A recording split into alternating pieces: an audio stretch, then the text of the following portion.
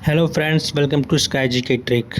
आज मैं आपको इस वीडियो में एक अनोखी ट्रिक बताऊंगा कैसे आप भारतीय संविधान द्वारा दिए गए अधिकारों को आप आसानी से हमेशा के लिए याद रख सकते हैं। कई बार हम पढ़ते तो हैं, लेकिन कोई अगर हमसे पूछ ले कि बताओ हमारा संविधान हमें क्या क्या अधिकार देता है, तो हम कई बार कंफ्यूज हो जाते हैं। तो मैं आपको इस वीडियो में बताऊंगा कैसे आप अपने हाथ की मदद से सारे जो अधिकार दिए गए हैं उसे याद कर सकते हैं आसानी से। तो उसे हम एक स्टोरी के माध्यम से मैं आपको बताता हूँ। ये पाँचों उंगलियाँ हैं, ये जाते हैं अपने अधिकार मांगने, राइट्स। तो सबसे पहले बारी आती है इस छोटी फिंगर की, जिसे हम पिंकी कहते हैं। अब ये छोटी उंगली क्या कहती है कि मैं पूरे हाथ में सबसे छोटी हूँ, तो मुझे बहुत ही स्पेशल अधिकार चाहिए। वो अधिकार है इक्वालिटी का, यानी मुझे समानता चाहिए। क्योंकि मैं सबसे छोटी हूँ तो मुझे भी बराबरी का अधिकार चाहिए। तो इससे हम एक राइट क्या याद करेंगे, राइट टू इक्वालिटी। क्योंकि ये सबसे छोटी है तो राइट टू इक्वालिटी मिला। उसी तरह अब दूसरे फिंगर की तरफ आते हैं, इसे कहते हैं रिंग फिंगर।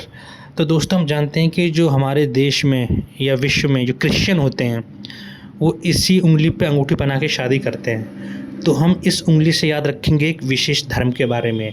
धर्म यानी रिलीजन। तो इससे एक राइट बन के आता है रिलीजन के बारे में। हमें जानते हैं कि हमें एक अधिकार मिला है, right to freedom of religion, अपने धर्म की स्वतंत्रता का अधिकार है। तो देखा दोस्तों, हमने एक दूसरी उंगली से भी एक दूसरा राइट याद कर लिया। अब आता है तीसरी उंगली, बीच की उंगली है। ये उंगली क्या है, सबसे बड़ी उंगली है। और दोस्तों, हम जानते हैं कि हमारे घर में, समाज में जो सबसे बड़ा होता है उसे ही बोलने का अधिकार होता है, वही बोलता है, बाकी सब सुनते हैं। तो इससे बनता है right to freedom of speech and expression. जो सबसे बड़ा होता है, जो पावरफुल होता है, वही बोलता है। उसे बात वो, तो इससे हम एक निमोनिक बन गया कि हम इससे एक राइट याद करेंगे, right to freedom of speech and expression.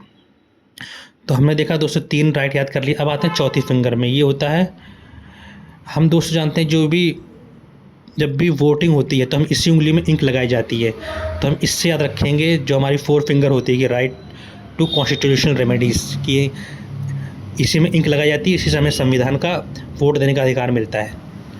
तो इससे भी हम अब आते हैं 5वें में, अंगूठे की तरफ। तो दोस्तों, हम जानते हैं जब भी हमारा एग्ज़ाम होता है या कोई दोस्त का एग्ज़ाम होता है तो हम इसी से बेस्ट ऑफ लक बोलते हैं। तो हम अंगूठे याद रखेंगे कि हमने कहा बेस्ट ऑफ लक, यानी हम शिक्षा की बात कर रहे हैं। क्योंकि हम, तो इससे राइट बनता है कल्चरल एंड एजुकेशनल राइट, यानी हम से क्या बोलते हैं, बेस्ट ऑफ लक, यानी हम शिक्षा की बात कर रहे हैं। शिक्षा हमें याद आएगा एजुकेशन, तो इससे बनता है एजुकेशनल राइट।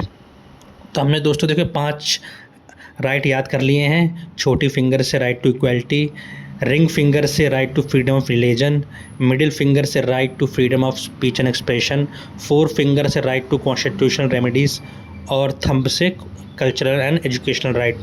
तो देखा दोस्तों, हमने एक स्टोरी के माध्यम से सारे राइट याद कर लिए। लेकिन हमारे संविधान हमें एक और अधिकार देता है, छठा अधिकार। ये टोटल 5 अधिकार हो गए।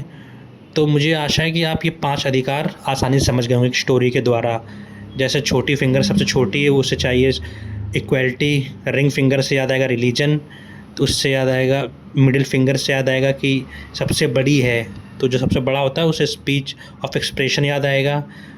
हमारे 4 फिंगर से याद आएगा कि इसमें हम वोट के दौरान हमारी इंक लगाई जाती है, तो वोटिंग से याद आएगा कॉन्स्टिट्यूशनल रेमेडी, और अंगूठे से याद आएगा।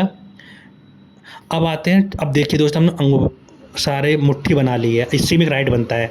तो दोस्तों, जब भी आपके अधिकारों का उल्लंघन होगा तो आप उसके खिलाफ एक्शन ले सकते हैं। तो इससे हम बोलेंगे राइट अगेंस्ट एक्सप्लॉयटेशन, कि आपको कोई मार रहा है, सता रहा है, तो आप क्या कर सकते हैं, उसके खिलाफ आवाज़ उठा सकते हैं, मुक्का मार के, यानी हम उसके खिलाफ लड़ सकते हैं।